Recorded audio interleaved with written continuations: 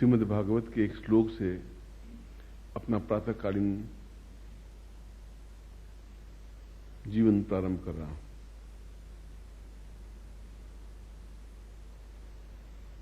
वेद व्यास ने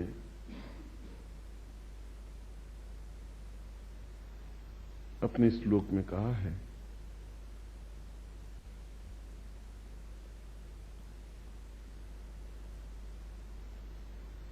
पुण्यार्थ देह भवताम नररूप देहम सर्वो सदीताम श्री कृष्ण रूपम सौभाग्यमेव वदताम भव नित्य रूपम जड़ताम विनाश यदि पूर्व मदेव तुल्यम। मैं सोचता हूं इससे अच्छा कोई श्लोक संसार में हो ही नहीं सकता। इससे अच्छा गूढ़ विषय को लिए हुए कोई श्लोक नहीं हो सकता।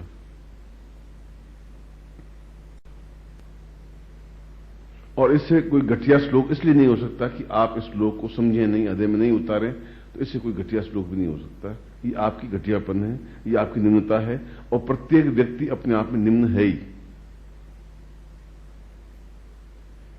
ऊंचा तब उठता है जब उस श्लोक को अपने शरीर में रचा लेता है। जब बीए की पढ़ाई को आप अपने शरीर में रचा पचा लेते हैं तो बीए बन जाते हैं। जब एमए की पढ़ाई को अपने शरीर में समाहित कर देते हैं तो एमए बन जाते हैं। आप एमए नहीं है, उसके ज्ञान को आपने अंदर में समाहित कर लिया, इससे आप एमए बन गए या बीए बन गए या इंटर बन गए या ग्रेजुएशन बन गए। इसलिए ये श्लोक सुनने के लिए नहीं है, ये श्लोक जीवन में उतारने के लिए है। और जो जीवन में नहीं उतारते हैं वो वैसे ही हैं जैसे एक सामान्य प्राणी हो या सामान्य व्यक्तित्व हो या सामान्य पक्षी हो। कौवे, तीतर, बटेर, कुत्ते, स्वान, गायें, भैंसे, ऊंट, बकरी, क्योंकि वे इस प्रकार के ज्ञान को अपने अंदर समाहित नहीं कर सकते, इसलिए ग्रेजुएट भी नहीं हो सकते, एमए भी नहीं हो सकते। और करोड़ों करोड़ों व्यक्ति अज्ञानी हैं जिनके पास सर्टिफिकेट तो है पर ज्ञान चेतना नहीं है।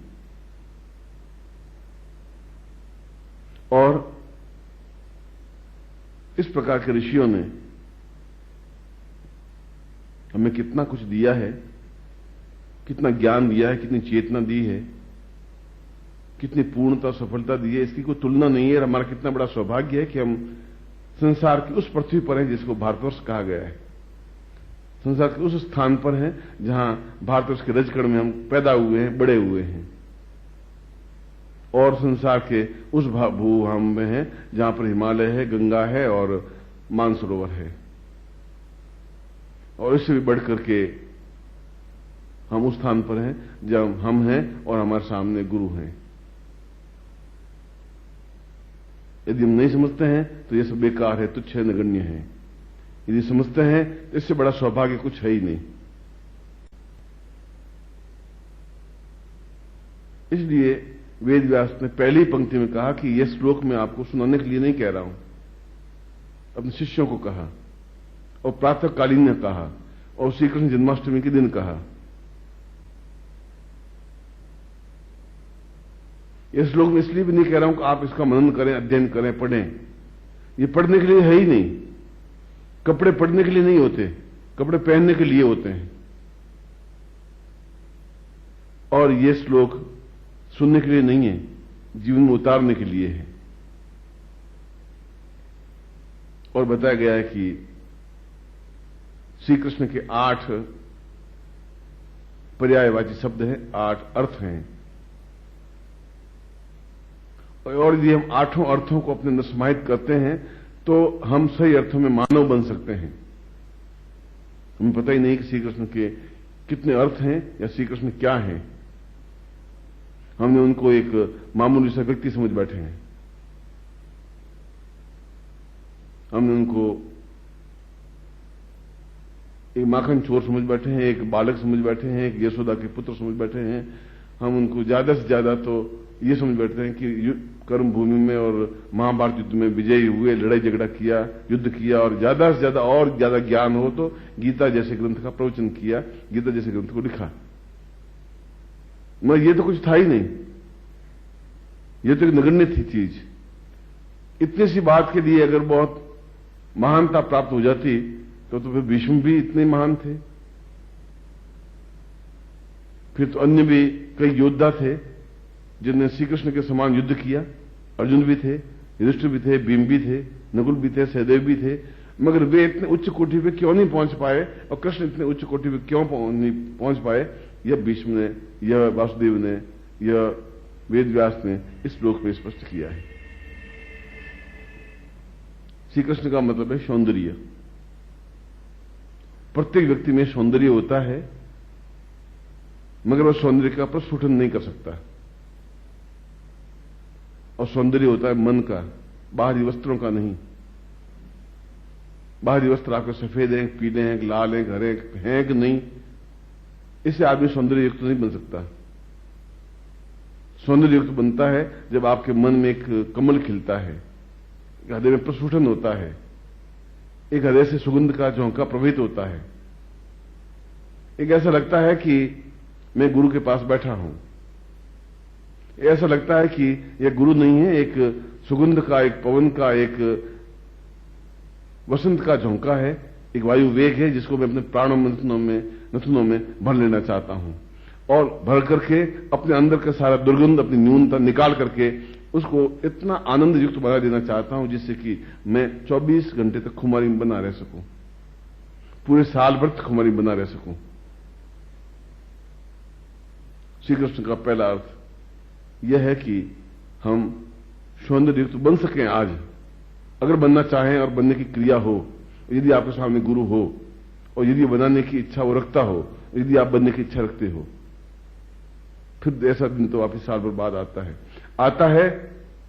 उसमें आप होते हैं कि नहीं होते हैं, गुरु होता है कि नहीं होता है, यह विषय होता है कि नहीं होता है, इसकी कोई कल्पना नहीं की जा सकती। और श्री कृष्ण का दूसरा अर्थ होता है पूर्ण संपन्न होना, पूर्णता प्राप्त करना।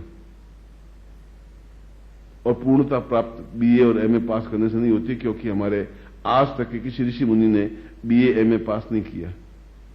कबीर, सूर, मीरा, तुलसी ने भी नहीं किया, वशिष्ठ, विश्वामित्र, गर्ग, अत्रि, कणाद ने भी नहीं किया, कृष्ण ने भी नहीं किया, राम ने भी नहीं किया, महावीर ने भी नहीं किया, बुद्ध ने भी नहीं किया। वे कागज के टुकड़े इकट्ठे नहीं कर पाए। इसलिए ज्ञान और प्रगल्भता, ज्ञान और चैतन्यता वहां प्राप्त हो सकती है जहां अथाह समुद्र है, अथाह सागर है, अथाह मानसरोवर है। ऐसा मानसरोवर है जहां प्रेम की झील है, और जिस प्रेम की झील में हम हंस बन करके उतर सकें, हम हंस बन करके गतिशील हो सकें, हम हंस बन करके उसमें डुबकी लगा सकें, और हम हंस करके मानसरोवर की गहराई नाप सकें। और उसमें आपके साथ गुरु होता है, क्योंकि आप अकेले नहीं होते। आपको पता नहीं है कि आपको अपने डैने, अपने पंख कैसे फैलाने हैं। आपको यह भी मालूम नहीं है कि मानसरोवर क्या चीजें कहां हैं। आपको यह भी मालूम नहीं कि उसमें कैसे डुबकी लगाई जाती है। आपको यह भी मालूम नहीं कि उसमें से क्या निकला जाता है। मगर यदि आप में ज्ञान है, ज्ञान की चेतना है, दीपक है, प्रज्वलन है, जलता हुआ दीपक है, तो आप गुरु को पहचान लेंगे।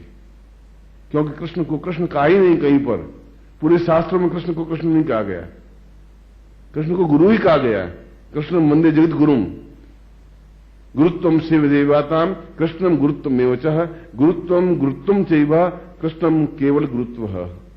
केवल गुरु संसार में हुआ है तो कृष्ण ही हुआ है, जिसने प्रत्येक विषय को पढ़ाया है, बताया है, पोथियों के माध्यम से नहीं, प्रैक्टिकल रूप में। आलोचना उनकी भी हुई होंगी, गालियां उनको भी मिली होंगी। समाज वो का वो जैसा आज है, उसमें समाज वही था। उसमें लड़ाई झगड़े होते थे, भाई भाई लड़ते थे। उसमें अर्जुन और दुर्योधन भाई थे आपस में, और दोनों लड़ते थे, आमने सामने युद्ध भूमि में खड़े होते थे। उसमें भी स्त्रियों का आहरण होता था, उनके कपड़े उतारे जाते थे। ये समाज उसमें वैसा ही था, उसमें कोई बहुत महानता नहीं थी। ये हमने एक सत्ययुग और त्रेता युग, द्वापर युग को नाम दे दिया। जो आज है उसमें वही था।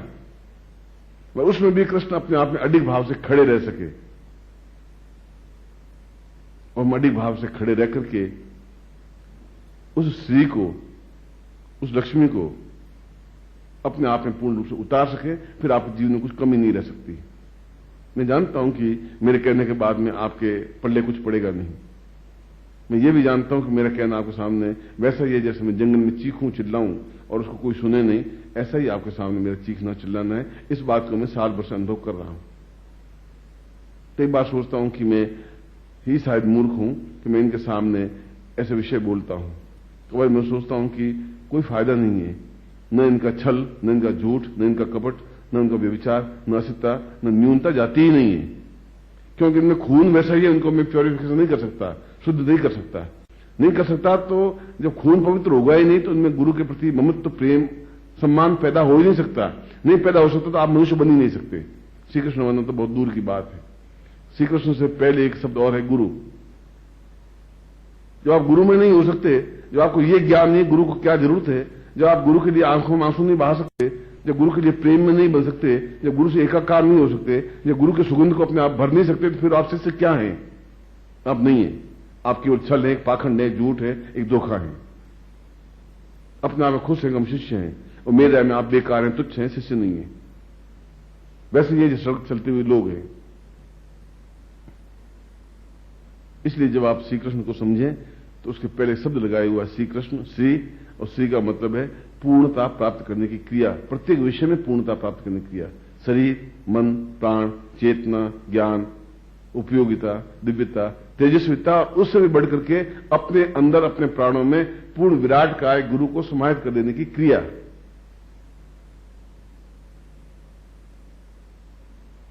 श्री कृष्ण का तीसरा अर्थ वेद व्यास ने समझाया है कि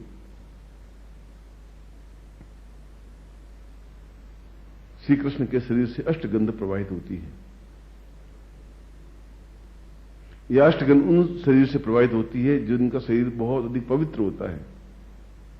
यह अष्टगंध उनके शरीर से प्रवाहित होती है जो अपने आप में दिव्य होते हैं। यह अष्टगंध उनसे शरीर की प्रवाहित होती है जो अपने आप में चैतन्य पुरुष होते हैं, शलाका पुरुष होते हैं। मगर क्या हम में इतनी घ्राण शक्ति है कि हम उन अष्टगंध को एहसास कर सके? नहीं है। हम भेद भी नहीं कर सकते। हम तो एक वायु को दूसरे वायु में डिफरेंस कर ही नहीं सकते। इस कमरे की हवा में और सड़क की हवा में कितना डिफरेंस है हम अनुभव नहीं कर सकते। उस बाहर इस बगीचे में पौधे झूम रहे हैं और मेरे कमरे में पौधे हैं वो झूम नहीं रहे हैं, तो इन दोनों का हवा में डिफरेंस क्या है हम समझ ही नहीं पा रहे हैं। जब हवा में डिफरेंस नहीं समझ सकते तो फिर हम गुरु को कहां से समझेंगे? और इसलिए जो उत्तम कोटि के गुरु होते हैं वे उन कृत्रिम सुगंध को, जिसको आज की भाषा में परफ्यूम कहते हैं या जिसकी आज की भाषा में इत्र कहते हैं, वे शरीर पर लगा देते हैं, जिससे अष्टगंध छुप जाए और आप उनकी परफ्यूम को सूंघ करके प्रसन्न हो जाएं कि बहुत सुगंध आ रही है। एक परफ्यूम नकली, एक घटिया चीज, मगर उस अष्टगंध को रोकने के लिए कि कहीं ये माया से निकल के ब्रह्म में लीन नहीं हो जाए, ब्रह्म में नहीं बन जाए, अपने आप में प्राणों को जोड़ नहीं दे, इसलिए वो देख लेना चाहता है, ट्रस्ट कर लेना चाहता है कि क्या ये शिष्य है, क्या इसमें अभी न्यूनता समाप्त हुई, क्या इसमें पूर्णता आई, क्या इसकी आंखों में आंसू आए, क्या इसमें एकदम से न्यूनता समाप्त हुई? नहीं हो सकती। कम से कम आप में तो नहीं हो सकती। आधे घंटे बाद आप वैसे के वैसे हैं जैसे सांड आप आधे घंटे पहले थे। कुछ अंतर आ ही नहीं सकता आप में। मैंने बहुत प्रयत्न करके देख लिया है और मैं इस पॉइंट पर व्यथित हूं। आपकी इच्छा है तो आप रहे, नहीं रहे आप जाएं, मुझे इस बात की चिंता नहीं है। आप में है ही नहीं, आंसू है ही नहीं, आप में समर्पित होने की क्रिया ही नहीं है। आप उस परफ्यूम के अंदर घुस करके उस अष्टगंध को प्रभावित और अष्टगंध को सुगंध प्राप्त करने की चेतना है ही नहीं। और ये आपकी न्यूनता है, गुरु की न्यूनता नहीं है। प्रत्येक गुरु में ऐसा हो ऐसा मैं नहीं कह सकता, और वह गुरु है ही नहीं जिसमें ऐसा अष्टगंध प्रभावित नहीं हो। गुरु वह होता है जिसके शरीर के रोम रोम से एक ज्ञान, एक चेतना, एक सुगंध प्रभावित होती है। ऐसी सुगंध कि जहां बैठ करके तृप्ति सा अनुभव होता है कि लगता है कि जैसे हम गंगा के किनारे बैठे हों। एक तृप्ति मिलती हो, एक पूर्णता मिलती हो, एक चेतना मिलती हो। और इसलिए श्री कृष्ण के शरीर से अष्टगंध प्रवाहित होती थी, राम, बुद्ध और महावीर के शरीर से नहीं। क्यों नहीं? कि वे अपने आप में प्रत्येक रंग में अपने आप में सजीव थे। प्रेम में तो पूर्णता के साथ प्रेम किया, घबराहट के साथ प्रेम नहीं किया। सान्नीपन के आश्रम में पूर्णता के साथ गुरु में समर्पित हुए, लकड़ियां लाए, जंगल में रोटियां बनाई और गायें चराई, मगर इस बात का एहसास नहीं है कि मैं राजा का बेटा हूं, उस देव का बेटा हूं। ये अहंकार उसने मन में नहीं लाया। और आपके पास अहंकार के अलावा कुछ है ही नहीं, झूठ छल के अलावा कुछ है ही नहीं, द्वेष दंभ के अलावा कुछ है ही नहीं। आप इनको नहीं हटा सकते। आप ऐसे ही हैं। इस बात की आपको विशेषता है, इस बात का मुझे दुख है। और हम झूठ श्री कृष्ण जन्माष्टमी को मना रहे हैं, हम छल कर रहे हैं अपने आप को और श्री कृष्ण को। हम उनको समझ ही नहीं पाएंगे तो कृष्ण जन्माष्टमी क्या मनाएंगे? वो क्या पैदा होंगे? वो क्या रोज पैदा होते हैं? यह तो एक दिन है जिसको हम एहसास करते हैं। यह तो सूर्य है कि हम एहसास करते हैं कि आज सूर्य उदय हुआ और रोशनी बिखेरी। क्या रोशनी को पकड़ा आपने? उगते हुए सूर्य को आपने देखा कितना लाल सुर्ख होता है? क्या आपने उस आनंद को अनुभव किया? कभी आपने चिड़ियों की चहचहाना सुना? नहीं सुन पाए, इसलिए कि चिड़ियों की चहचहाहट से आपका आलस्य और नींद आपके लिए ज्यादा उचित और अनुकूल है। उस दुर्गंध युक्त गूदड़ में सोने आपके लिए बड़ा सुखदायक है। आप क्या प्रगल्भ पुरुष बनेंगे, आप क्या चेतना पुरुष बन सकेंगे? शायद आप नहीं बन सकेंगे। और वेद व्यास ने उस कृष्ण का 5वां अर्थ बताया कि श्री कृष्ण का मतलब है पूर्ण गुरुत्वमय बनना। गुरु बनना नहीं, गुरुत्वमय बनना। इनमें डिफरेंस रहा है। शिष्य गुरु नहीं बन सकता, गुरु बनने में आनंद है ही नहीं। गुरु को देता ही देता है, शिष्य प्राप्त ही प्राप्त करता रहता है। इसलिए उस प्राप्त करने की क्रिया निरंतर प्राप्त करें। और निरंतर प्राप्त हो पाती जब निरंतर गुरु के साथ रहें। हम 4 महीनों में एक बार गुरु के पास आए तो कितना समय व्यतीत कर पाएंगे? और ये हमारा कितना बड़ा सौभाग्य है कि हम गुरु के समीप 24 घंटे हैं।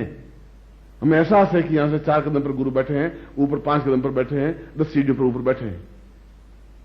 इससे बड़ा सौभाग्य और क्या हो सकता है? गुरु का शब्द नीचे आने का हो और उसका कमरा बिल्कुल साफ हो, जैसा गुरु चाहते हो। वो नीचे आए और आप सावधान मुद्रा में खड़े हो जाएं कि उनके दर्शन हो रहे हैं। गुरु आए और आपकी उंगली अपने आप चलने लग जाए कि मैं क्रियमाण हूं। दिखावा नहीं हो, और आप दिखावे के अलावा कुछ नहीं करते। आप केवल एक उनको एहसास दिलाते हैं कि मैं वर्कर हूं, मैं काम करता हूं। आप कुछ काम नहीं करते, केवल 24 घंटों में 1 घंटे का काम करते हैं और 23 घंटे आप बर्बाद कर देते हैं, क्योंकि 24 घंटों काम 1 घंटे में ही करते हैं आप। यदि आप उसको पूंजीभूत देखें तो केवल 1 घंटे का काम है आपके पास। 23 घंटे आपके बेकार हैं। आप अपने आप को छल करते हैं, आप गुरु को धोखा देते हैं, आप अपने आप को धोखा देते हैं। क्योंकि 60 मिनट होते हैं, 360 सेकंड होते हैं। और 7वां श्री कृष्ण का अर्थ बनाया, वेद व्यास ने बताया कि वह प्रेममय होता है। जिसके पास और कुछ हो या नहीं हो, केवल प्रेम की नदी बहती ही रहती है। वह निरंतर प्रेम में मग्न रहता है, निरंतर प्रेममय। वह प्रेममय है नहीं, प्रेम प्रभावित करता रहता है। गंगा नहीं है, गंगा निरंतर बहती रहती है। गंगा एक जगह खड़ी रहेगी तो पोखर कहलाएगी, तालाब कहलाएगी। बहती रहती है इसलिए गंगा कहलाएगी। वह ठेठ गंगोत्र से उतर के समुद्र तक मिलती है, इसलिए गंगा है। इसलिए कृष्ण है कि निरंतर वह प्रवाहित है, वह प्रेम निरंतर बह रहा है। और हमारा दुर्भाग्य यह है कि हम प्रेम में अवगाह नहीं कर पाते। हम प्रेम कर ही नहीं सकते, हमें प्रेम करना आता ही नहीं। हम उनको भुजाओं में भर नहीं सकते, हम उनके चरणों में लोट नहीं हो सकते, हम उनके चरणों में नतमस्तक नहीं हो सकते। हम झिझक आती है, संकोच आता है, हमें डर लगता है कि लोग क्या सोचेंगे, बाकी से क्या सोचेंगे। और डर करके आप जो जीवन जीते हैं और वैसा ही जीवन है गधे, कुत्ते, पुरुष और गए बीते लोगों का होता है। क्योंकि आप में एकदम ताकत क्षमता नहीं है। आप सोचते लोग क्या कहेंगे। जब आपका सिर स्वयं इस बात का मजबूर हो जाए कि मुझे चरणों में समर्पित हो जाना है, जब आपकी चेतना इस बात को एहसास कर ले कि मुझे उनके लिए अपने आप को न्योछावर कर देना है तो सब कुछ प्राप्त कर लेना है। और ये न्योछावर प्राप्त करना और प्राप्त करने की क्रिया और लेना केवल प्रेम के माध्यम से हो सकता है, और कोई रास्ता नहीं है, भौतिक पदार्थ से रास्ता नहीं है। आप मुझे 2 रोटी दे दें, उससे कुछ लेना देना नहीं होता। आप मुझे पानी गिलास दे दें या जलेबी दे दें या मिठाई दे दें, उससे कोई लेना देना नहीं, ये तो भौतिक चीज है। और प्रेम आप दे नहीं सकते क्योंकि आपके पास है ही नहीं। यदि आप मन को टटोले तो प्रेम जैसी चीज नहीं है। झूठ छल कपट तो है, व्यभिचार है, असत्य है, द्वेष और न्यूनता तो है, एक दूसरे को जली कटी सुनाने की प्रवृत्ति तो है, और घटिया पुरुष तो आप हैं ही। और घटिया पुरुष वो होते हैं जिनमें छल, झूठ, कपट, असत्य, व्यभिचार, न्यूनता और ओछापन होता है, और आप में ये सब कुछ भरा हुआ है। इसके लिए आपको मैं धन्यवाद देता हूं कि आप में है ये, और इसलिए मैं आपको धिक्कारता हूं कि आप में प्रेम जैसी कोई चीज नहीं है।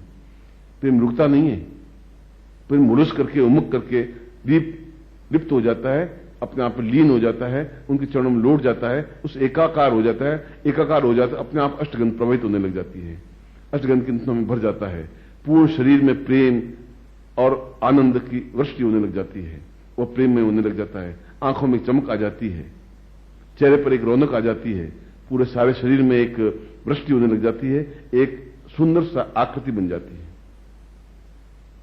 इसलिए आप प्रेम में नहीं बन सकते, क्योंकि भरे हुए घड़े में कुछ भी नहीं भरा जा सकता, खाली घड़े में भरा जा सकता है, और आपके घड़े में झूठ और छलकपट बहुत भरा हुआ है, पूर्ण लबालब भरा हुआ है।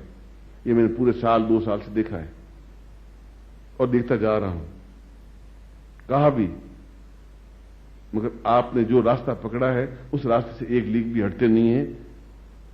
उस रास्ते को आपके पास बना रहे, मैं यही कह सकता हूं, इसके अलावा कुछ कहना उचित नहीं है। आप खाली नहीं बनते, आप आलस्य छोड़ते नहीं, आप झूठ नहीं छोड़ते, आप छल नहीं छोड़ते, आप पाखंड नहीं छोड़ते, आप एकाकार नहीं होते, आप उसमें लीन नहीं होते, हो ही नहीं सकते, क्यों भरे हुए घड़े, भरे हुए दीपक में और क्या भरा जा सकता है? ज्यादा भरेंगे तो दीपक बुझ जाएगा। और श्री कृष्ण का 8वां अर्थ है प्रत्येक क्षण, उस दिन को प्रत्येक क्षण आनंद युक्त बनाना, प्रत्येक क्षण को। और क्षण कहते हैं सेकंड के 1000वें हिस्से को, सेकंड के 1000वें हिस्से को क्षण कहते हैं। हर क्षण मस्ती में, आनंद में, तृप्ति में, एक खुमारी में। यदि आपका सुंदरता है तो आप सौंदर्य वर्णन करिए, यदि आपके पास ज्ञान है तो आप ज्ञान को बिखेरिए, यदि आपके पास काम है तो आप काम को बिखेरिए। आपके पास जो कुछ चीज है उसको प्रदर्शन कीजिए और प्रदर्शन करें। अगर मेरे पास ज्ञान है तो मैं सुबह उठूं और आपको ज्ञान दूं। अगर मुझे वेद व्यास की श्लोक याद है तो मैं वेद व्यास के श्लोक आपके सामने रखूं, जो मेरे पास है वह मैं आपको दूं। और मैं निरंतर प्रेम प्रभावित करना चाहता हूं, देता हूं, और आप उसके सामने दीवार खड़ी कर देते हैं, नहीं लेते, और प्रेम लौट के मेरे पास वापस आ जाता है। क्योंकि आपकी आंखें कामातुर है, अंधी हैं, कमजोर हैं, कायर हैं और बुजदिल हैं। आपकी आंखों में वासना के अलावा कुछ है ही नहीं, और वासना के अलावा कुछ देख ही नहीं सकती। देखेंगे तो वासना युक्त ही देखेंगे, इससे घटिया कोई आंख संसार में नहीं होती। आप किसी स्त्री को बहन के रूप में देख ही नहीं सकते, मां के रूप में देख ही नहीं सकते। मां भी बहुत सुंदर होती है, बहन भी बहुत सुंदर होती है, पत्नी भी बहुत सुंदर होती है, प्रेमिका भी बहुत सुंदर होती है, शरीर भी बहुत सुंदर होता है, और सारा संसार बहुत सुंदर होता है। सुबह का सूर्योदय बहुत सुंदर होता है, चिड़ियों का चहचहाना बहुत सुंदर होता है, और झूमता हुआ पेड़ और वृक्ष और फूल भी बहुत सुंदर होता है। क्या आपने सुंदरता को भी वर्णन किया, देखा, एहसास किया, अपने में उतारा? नहीं उतार सके। नहीं इसलिए उतार सके कि आप कृष्ण को नहीं समझ सके, इसलिए नहीं समझ सके आप गुरु को नहीं समझ सके, इसलिए नहीं समझ सके कि आप उसके प्रेम को नहीं समझ सके।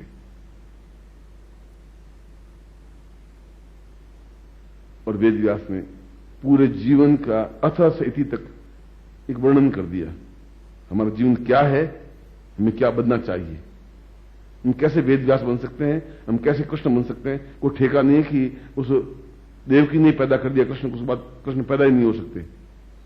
वो देवकी का ठेका नहीं है, कोई यशोदा का ठेका नहीं है वो कृष्ण को ही पाले, कोई सांदीपन का ठेका नहीं है कि वो कृष्ण कोई उपदेश दे। प्रत्येक शिष्य अपने आप में श्री कृष्ण बन सकता है, प्रत्येक गुरु अपने आप में श्री कृष्ण बन सकता है, यदि उसमें इन गुणों का समावेश हो। आप स्वयं स्लेट लेकर के और एक क्षण बैठ करके सोचें कि गुरु ने जो कहा है वो सब कुछ है। क्या आप वापस इस कैसेट को सुनेंगे? कभी नहीं सुनेंगे, जिंदगी भर नहीं सुनेंगे। क्या आप कभी वापस इच्छा होगी कि मैं इस कैसेट को वापस सुनूं, गुरु ने क्या कहा था, मैं उसको जीवन में उतारूं, एक एक करके चीज को उतारूं? है आपके पास? क्या आपको श्रृंगार करने की क्षमता है? क्या आपको आंख बिल्कुल गाय की तरह पवित्र बनाने की क्रिया है? क्या आपकी आंखों में हिरण की तरह बिल्कुल एक तेजस्विता है, एक तेज है? क्या आप उस परफ्यूम और इत्र से अंदर घुस करके उस अष्टगंध को सूंघने की और सराहने की क्षमता है? क्या आप प्रेम में भुजाओं में भर करके अपने आप को लीन कर देने की क्रिया है? नहीं है। लीन नहीं है तो वेद व्यास मूर्ख है कि उन्होंने इस श्लोक को रचा, और मैं मूर्ख हूं कि इस श्लोक को आपके सामने रखा। क्योंकि मैं ये पहली बार नहीं कह रहा हूं, कई बार आपको कह चुका हूं और कई बार आपको कहूंगा भी। मैं अपना कर्तव्य करता रहूंगा जीवन के अंतिम सांस तक भी, और आप अंतिम सांस तक भी ऐसे ही बने रहना जैसे आप हैं।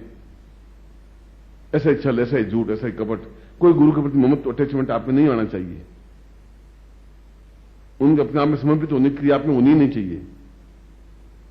आप ऐसे ही झूठ और छल में लिप्त होना चाहिए। आप में वही ईर्ष्या बननी रहनी चाहिए, उतने आप में दम्भ होने चाहिए, उतने आप अहंकार होने चाहिए, और आप भरे हुए दीपक बने रहने चाहिए जिसमें कुछ डाल ही नहीं सकूं। और भरा हुआ दीपक कभी जलता नहीं है, बुझ जाता है। इसलिए दीपक को आधा रखते हैं कि आधे में और तेल डाल सकें तो वह पूरा जले, प्रज्वलित हो। उस भरे हुए गड़े में भरूंगा भी क्या? आपको सिर से पहले ही भरा हुआ है। आप एक मजबूरी में मैं कहता हूं तो आप सुनते हैं और कर लेते हैं। ये आपकी मजबूरी है, ये मेरी मूर्खता है कि मैं आपको ये काम सौंपता हूं। मैं अपनी मूर्खता को एहसास करता हूं और मैं आप पे गर्व भी करता हूं कि आप नहीं सुधर रहे हैं, इस बात पे गर्व भी करता हूं।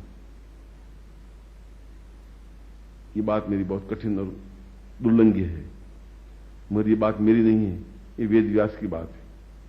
उस व्यक्ति की बात है जो पूरे वेदों को मथ करके उनकी रचना की, करोड़ों करोड़ों ऋषियों की वाणी को इकट्ठा करके 4 वेदों में एक संग्रहित किया, एक ग्रंथ बनाया।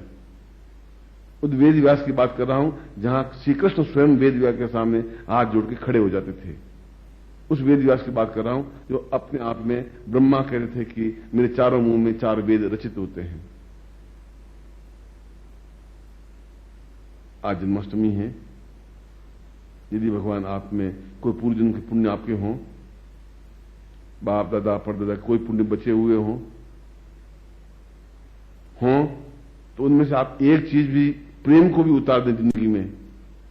एक बार भी अहंकार छोड़ करके प्रेम में बन सकें, एक बार भी उन सुगंध के झोंके को अपनी नसों में भर सकें, एक बार भी श्रृंगार युक्त होकर के उनको सामने वाले को एकदम उल्लास में बना सकें, एक बार सही अर्थों में भाई बहन बन करके आनंद उद्रेक में आप दिन को व्यतीत कर सकें। ये कितना विपरीत बिंदु है कि जो बिल्कुल अहिंसा का अध्येता हो, अहिंसा का पुजारी हो, जिसने अहिंसा धर्म चलाया हो, जिन्हें चींटी को मारने का भी पाप लगता है, ऐसा सिद्धांत चलाया, उसी व्यक्ति को वीर कहा गया। और वीर नहीं, महावीर कहा गया। वीर वो होता है जो लड़ाई झगड़ा करता है या लड़ाई करता है या युद्ध में शत्रुओं को मारता है या समाप्त करता है, उसको वीर कहते हैं। यहां पर उनका बिल्कुल एक विपरीत अर्थ बन गया कि जिसने बिल्कुल ये कहा कि चींटी पर पांव पड़ जाए तब भी ये समझना चाहिए कि मुझे बहुत पाप लगा है, फिर भी वो महावीर कहलाए। उसके पीछे कारण यही है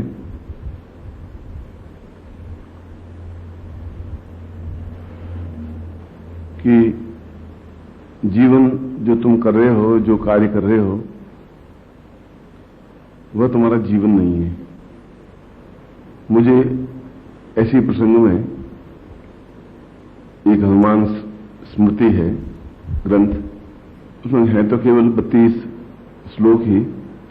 हनुमान ने स्वयं उन श्लोकों की रचना की है। वह खुद एक बहुत बड़े विद्वान थे। उन्होंने शिष्य के 6 गुण बताए हैं और उन्होंने कहा है कि ये शास्त्र देह भवतम गगनम सदायम पूर्वान् परा चिंत्य विचिंत्य रूपम सर्वेषु देव्य भवताम नवशिष्य रूपम ज्ञात्वै तथैव प्रवताम प्रवचन्नि रूपः। उनका कि मैं अपने जीवन में केवल शिष्य बनना चाहता हूं, दास बनना चाहता हूं।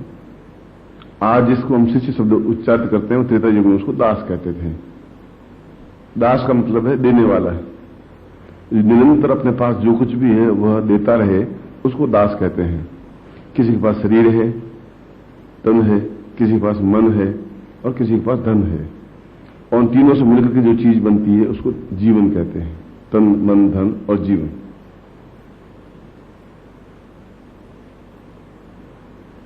उसने कहा कि मेरे पास मैं दास कहलाना ज्यादा इसलिए पसंद करता हूं कि यह जीवन की सर्वोच्च उपलब्धि है। महापुरुषों को तो स्मृति या याद रखे या नहीं रखे, मगर जो दास होते हैं, जो शिष्य होते हैं, उनको जीवन भर आने वाली पीढ़ियां याद रखती हैं।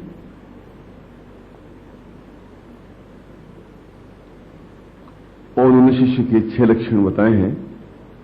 इस श्लोक में पहले उन्होंने बताया है कि मैं भले कितना ही चीखूं या चाहे श्लोक लिखूं, आने वाली पीढ़ियां इस श्लोक पर अमल नहीं करेंगी, इसलिए कि उनका चित्त निर्मल होगा ही नहीं।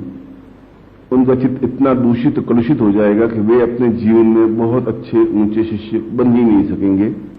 और बने तो वैसा ही होगा जैसे चींटी समुद्र को पार कर ले। फिर भी चींटी समुद्र को पार कर सकती है। उसने शिष्य का पहला गुण ये बताया है कि अगर शिष्य बनना ही है, अगर दास बनना ही है, तो फिर समय उसके लिए कोई मूल्य नहीं रखता। केवल ये मूल्य रखता है कि गुरु या स्वामी क्या आज्ञा देते हैं, मुझे उसका कैसे पालन करना है। बस जो उनका कहना है मुझे पालन करना है, मुझे उसके ऊपर तर्क वितर्क नहीं करना है। दूसरा, उन्होंने बताया कि उसकी नींद एक स्वान निद्रा की तरह होती है। जैसे सड़क पर कुत्ता सो रहा हो और आप बिल्कुल पास में से निकल जाए तो फट आंख खोलता है, आपको देखता है, फिर आंख बंद कर लेता है। मतलब दिन में 500 आदमी निकलेंगे तो 500 बार उसकी आंख खुलेगी। तो उसकी नींद स्वान निद्रा की तरह होनी चाहिए। ऐसी नींद नहीं कि अघोर नींद सोता रहे, ऐसा भी नहीं हो।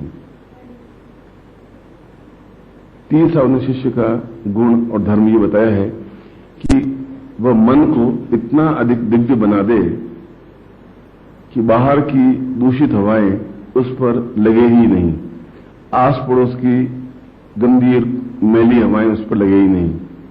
उसमें विकार, जो उसने मैंने 33 संचारी भाव बताए थे, वे 33 संचारी भाव उस पर व्याप्त नहीं हो, और मन में किसी प्रकार का अहंकार,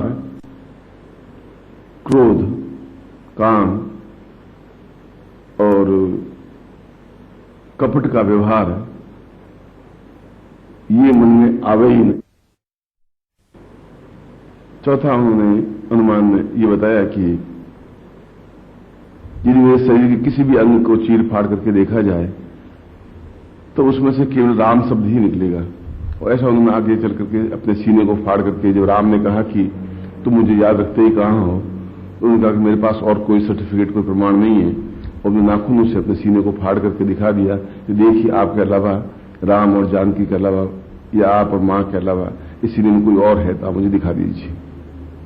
ये इस बात का ज्वलंत उदाहरण है कि उन्होंने कहा, एक संदेह का एक बिंदु उभरा, उन्होंने उसी क्षण उसका प्रमाण दे दिया कि आपके मन में संदेह राजनीतिक कुचक्रों की वजह से उभरा होगा, मेरी वजह से शायद भरत कह या और कोई शायद आपके मन के कान को भरते होंगे, मगर आप देख लें, जब मैं आपका दास हूं और जब अपने सुग्रीव को छोड़ दिया तो अब मेरे जीवन में और कोई दूसरा रहा ही नहीं है।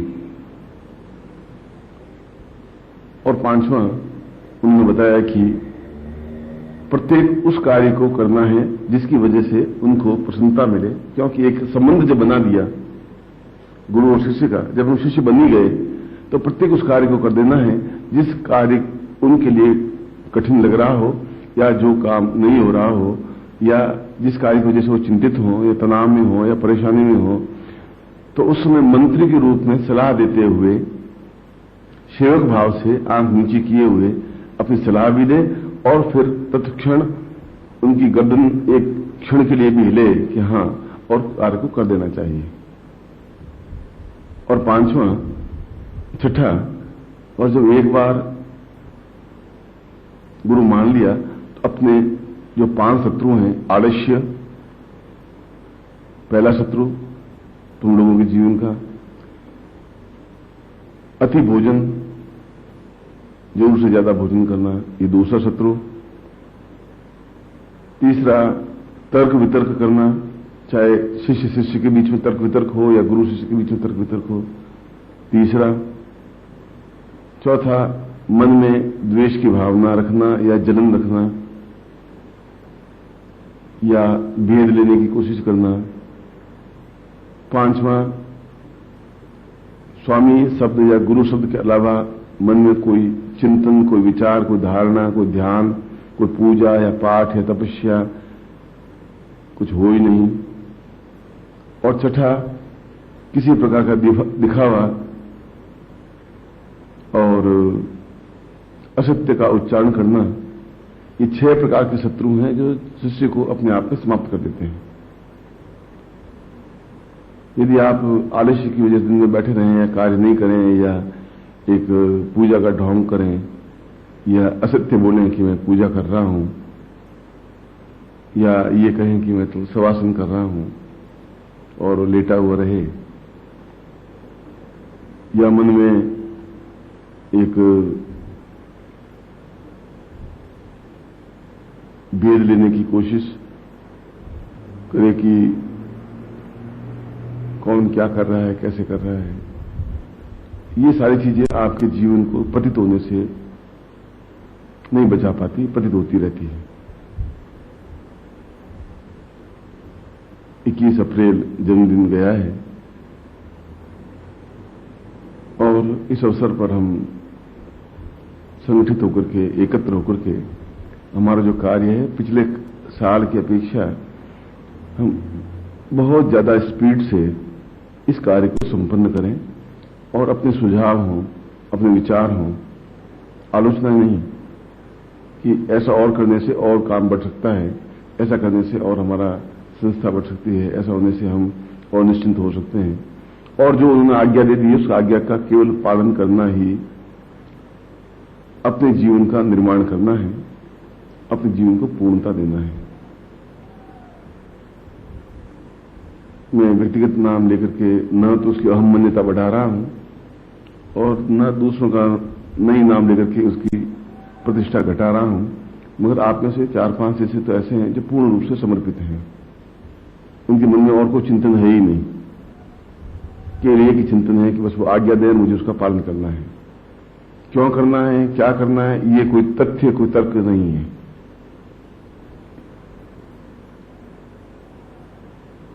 मगर हमारे जो विकार हैं ये कई कई पीढ़ियों के हैं, हमारी अंदर जो कपट है वो कई कई पीढ़ियों का है। वह जीवन का कोई बहुत बड़ा भाग नहीं है और जीवन की उपलब्धि नहीं है, वह जीवन की गंदगी है और जीवन की गंदगी को सुबह हम त्याग देते हैं। प्रभु ने ऐसा हमारा शरीर बनाया है कि शरीर की गंदगी को हम टाल देते हैं, समाप्त कर देते हैं। सुबह उठते ही सबसे पहले वो कार्य करते हैं और प्रथम बार जब गुरु के दर्शन होते हैं तो अपने विकार समाप्त कर देते हैं। मन की गंदगी पहली बार गुरु के दर्शन करने पर समाप्त होती है, शरीर की गंदगी प्रातःकाल उठकर स्वतः ही प्रभु समाप्त कर लेता है। शरीर उससे स्वच्छ बनता है, मन उससे स्वच्छ बनता है और दिन भर अपने कार्य में जुटे रहना, कार्य ढूंढना, कार्य को संपन्न करना और इस जीव को दग्ध नहीं करना, जलाना नहीं, असत्य बोल करके, और अपने जो भी गलती हो गई हो उसको लिख करके प्रायश्चित कर देना कि मुझसे गलती हो गई है। क्यों कई बार शिष्य अपने मुंह को नहीं खोल पाता गुरु के सामने, खोलना भी नहीं चाहिए, क्योंकि तर्क और वाद विवाद, आप प्रश्न करेंगे गुरु जवाब दे देगा। जब गुरु जी तब प्रश्न किया आप, उसके बाद में आप शांत हैं, यदि आपके मन में कोई बात है तो आप फिर उसको जवाब दे दिया कि जी ऐसा कर ले तो और ज्यादा अच्छा रहेगा। रचनात्मक काम हो, हम ऐसा ही संकल्प लें, क्योंकि मैंने तो कई बार आपको कहा कि आप अपने विकार समाप्त करें, कई बार आपकी आंख नीची रहे, कई बार आपको कहा कि आप बराबर कर्तव्य में लगे रहें, कई बार आपको ये कहा कि जब आप धरती पर क्षेत्र पर आई गए, प्रभु ने कहा है तो आपके मन को कोई गर्म हवा या कपट भरी हवा या संगति का प्रभाव आप पर लगे ही नहीं। फिर दूसरी बात कहा हूं संगति का प्रभाव नहीं लगे। तीसरी बात यही दोहरा रहा हूं कि संगति का प्रभाव आपके जीवन को ध्वस्त कर देगा, बर्बाद कर देगा। न आप गुरुमुख हो पाएंगे, न अपना आत्मोन्मुखी हो पाएंगे, न जीवनोन्मुखी हो पाएंगे। तीनों तरफ से आप समाप्त हो जाएंगे। और ऐसा जीवन तो पशु भी जीते हैं, घोड़े भी जीते हैं, गधे भी जीते हैं। इसलिए जीवन का प्रत्येक क्षण रचनात्मक काम करने में व्यतीत होना चाहिए। और प्रमाद या आलस्य या असत्य, ये तीनों ही आपके जीवन को बर्बाद करने के लिए बहुत है। इसलिए मन को पहली बार जो गुरु दर्शन मिले, वह चाहे छोटा हो चाहे बड़ा हो, गुरु मगर गुरु है, क्योंकि ज्ञान वृद्धों पे वृद्ध है, ज्ञान से गुरु वृद्ध होता है।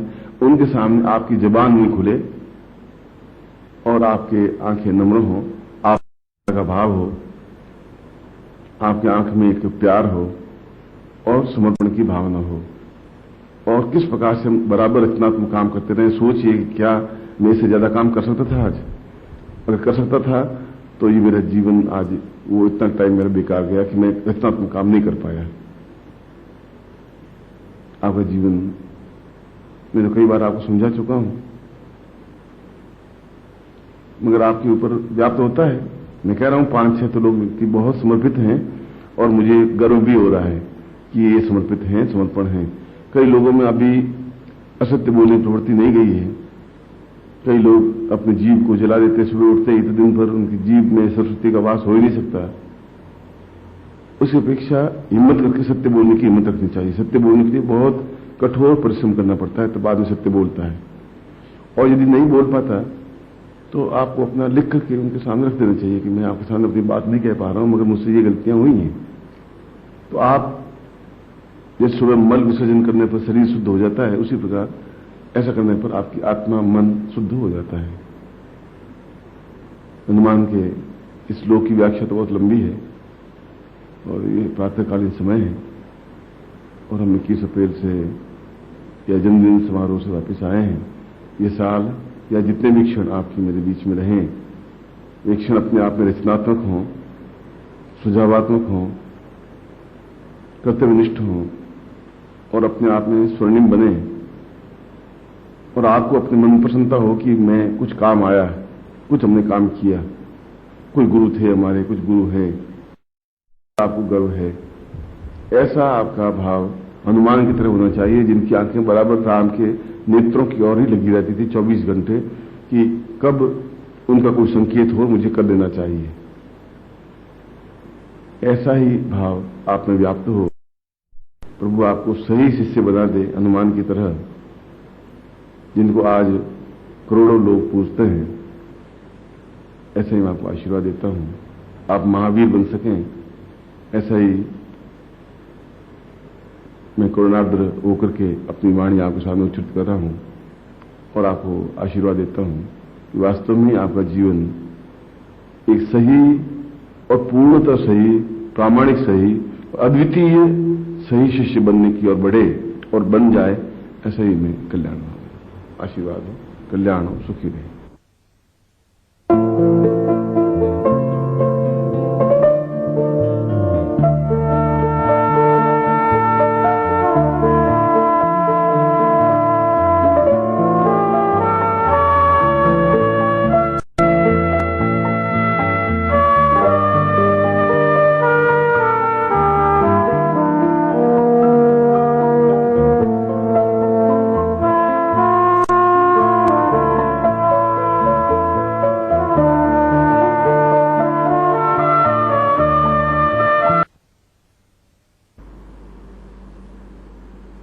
प्रियतमं सदैवं ध्रुवं नित्यपूर्णं सदा वै प्रसन्नं रक्षोत्मनेवम् आत्मन वताम पूर्णमदैव रूपम सदैव रूपम गुरुवै सदाव्यम। उन्होंने जीवन की व्याख्या की है कि जीवन एक ऐसा जीवन होता है जो तपती हुई दोपहरी में नंगे पांव गतिशील रहता है, शरीर झुलसता रहता है, पैर में छाले पड़ते रहते हैं, व्यंग्यमान सहन करने पड़ते हैं, उसके बाद भी आदमी गतिशील रहता है।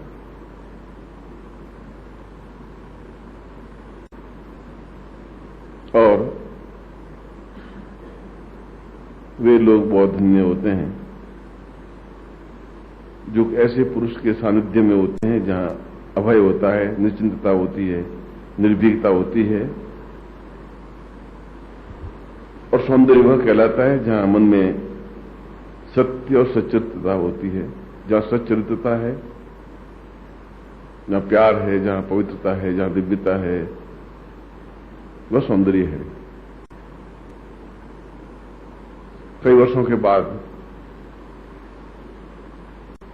आज रक्षाबंधन का पर्व आपके साथ मनाने का अवसर मिला है।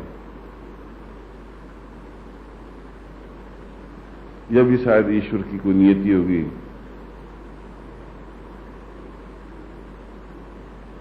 क्योंकि कल माता जी के कम से कम 20 टेलीफोन आ चुके हैं। समझ नहीं पा रही कि गुरु जी क्यों रुके हैं। वहां की स्टाफ का एक फैक्स लेटर मिला कि हमसे क्या चूक हो गई कि आप रक्षाबंधन के दिन यहां नहीं हैं। मगर रक्षाबंधन का मतलब है कि हम एक ऐसा प्रेम का वातावरण बनाएं, एक ऐसी चरित्रता बताएं कि हमारे अंदर चरित्रहीनता, निम्नता, मैलापन, झूठ, छल और कपट के अलावा कुछ है ही नहीं। क्योंकि जहां रक्त के बूंद बूंद में छल और झूठ और कपट होता है, उस रक्त की बूंदों से प्यार नहीं देखा जाता है। जिन रक्त की बूंदों में नफरत बिखरी होती है, उन रक्त की बूंदों से अपने आप में आनंद की अनुभूतियां नहीं की जा सकती।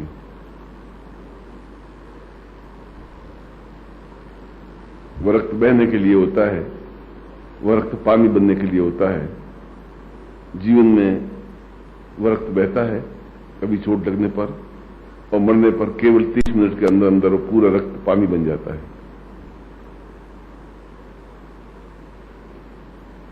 मगर कोई न कोई इच्छा, कोई न कोई कारण, कोई न कोई उद्देश्य होगा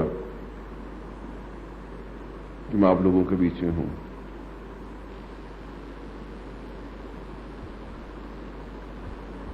आप लोग सभी, मैं समझता हूं, शिष्य हैं। समझता शब्द इसलिए लगा रहा हूं कि अभी तक आप में वह भाव आना चाहिए जहां आंख में एक हिरण की तरह पवित्रता का बोध हो। आप अगर गाय और हिरण की आंख देखें तो उसमें बहुत सच्चित्रता होती है, बहुत निर्मल होता ही है, और बड़ा अपनत्व का भाव होता है जहां किसी प्रकार गंदगी और मैलापन नहीं होता। हम कर्म क्या करते हैं वो बात अलग है, वह आंख क्या है वह बात अलग है।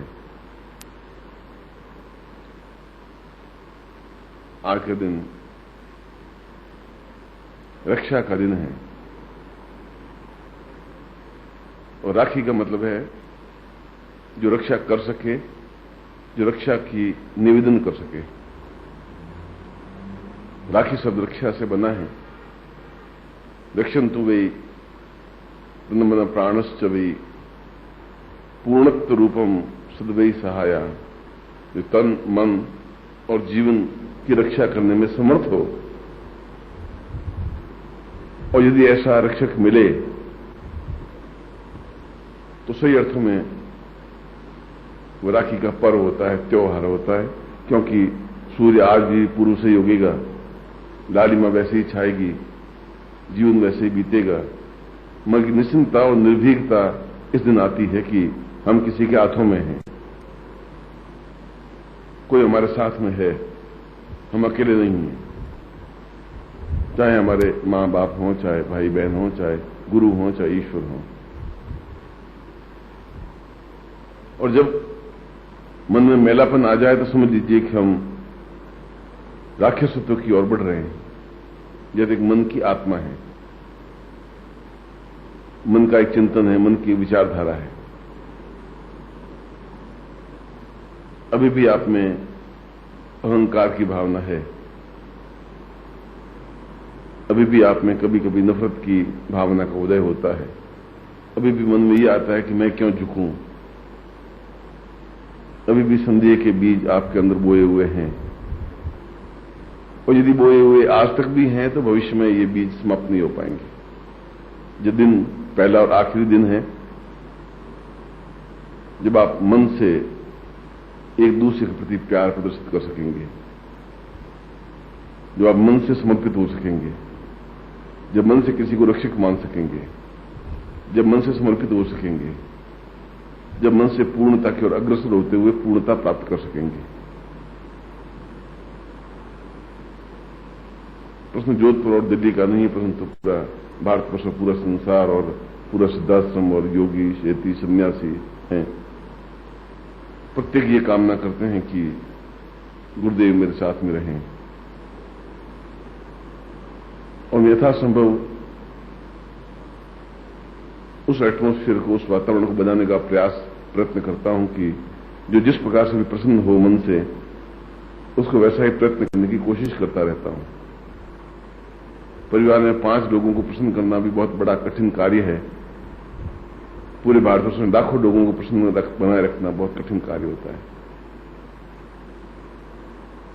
सभी लोग समर्पित होते हैं, डिवोटी होते हैं, प्रसन्न होते हैं और आज्ञा पालन के लिए तत्पर होते हैं। यह कोई विशेषता की बात नहीं कह रहा हूं। जब आपके पास एक प्रेम का सागर उमड़ रहा हो तो उसमें जो भी स्नान करेगा वो अपने आप में प्रेममय बनेगा ही बनेगा।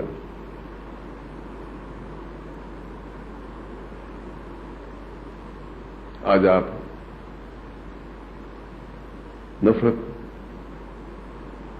को दूर कर दें, और कोई छोटा और कोई बड़ा नहीं होता है। आप इतने महान नहीं हैं कि हिमालय से भी ऊंचा आपका सिर हो सके, आप इतने घटिया भी नहीं हैं कि आपको कोई ठोकर मार करके चल सके। आप उस स्टेज पर खड़े हैं जहां 2 रास्ते हैं, राक्षस की ओर और देवत्व की ओर। जहां आपके मन में मैल आएगा, किसी के प्रति संदेह पैदा होगा, समझ लीजिए कि मैं राक्षसत्व के पगडंडी पर 5-7 कदम बढ़ा हूं और वह जीवन का पतन है, जीवन की निम्नता है। और जहां आपके मन में निश्चलता है, ये तो जीवन के एक कार्य है, जीवन में गतिशीलता है और उसमें पराम्बा को, भगवती जगदम्बा को कई प्रकार की लीलाएं करनी पड़ती हैं। ईश्वर को कई रूप में अपने आप में विभक्त होना पड़ता है, कभी राम, कभी कृष्ण, कभी बुद्ध, और प्रत्येक रूप अपने आप में पूर्ण और सबल होता है। ये मेरा सौभाग्य है, ये मेरा आनंद प्रतिक्षण है कि मैं आप लोगों के साथ में हूं। यह भी मेरा सौभाग्य है कि आप मेरा आज्ञा पालन के लिए सदैव तत्पर रहते हैं। यह भी मैं कह सकता हूं कि आप तन से बहुत अधिक सुंदर हैं, मगर बहुत उजले कपड़ों में छोटा सा एक काली मां का बिंदु पूरे कपड़ों को सत्यानाश कर बैठता है और उसकी सफेदी समाप्त हो जाती है। यदि आप में कहीं पर भी कोई नफरत के बीज, नफरत की काली मां है, यदि आप एहसास करते हैं, तो ये क्षण ऐसा है जो साल भर बाद आता है। ये प्रेमी और प्रेमिका का त्योहार है, ये पति और पत्नी का त्योहार है, भाई और बहन का त्योहार है। ये यथा माम प्रपदस्ते ते तथा में बजाम्यहम्, जो जिस रूप में देखता है उस रूप में सामने वाला व्यक्ति खड़ा होता है। देखने की दृष्टि आपकी होती है। आप किस रूप में सामने वाले को देखते हैं, उस रूप में आप अपना मूल्यांकन कर सकते हैं। सामने वाला वैसा ही है, आप कैसे हैं इसके लिए और परीक्षा की जरूरत नहीं होती और किसी का सर्टिफिकेट देने की जरूरत नहीं होती। मैं फिर भी मैं आपको सौंदर्ययुक्त जानता हूं। ये वातावरण, ये छोटी सी घर, ये छोटा सा शिष्य समुदाय प्रसन्नता और मुस्कुराहट से ओतप्रोत रहे, आनंदप्रद रहे।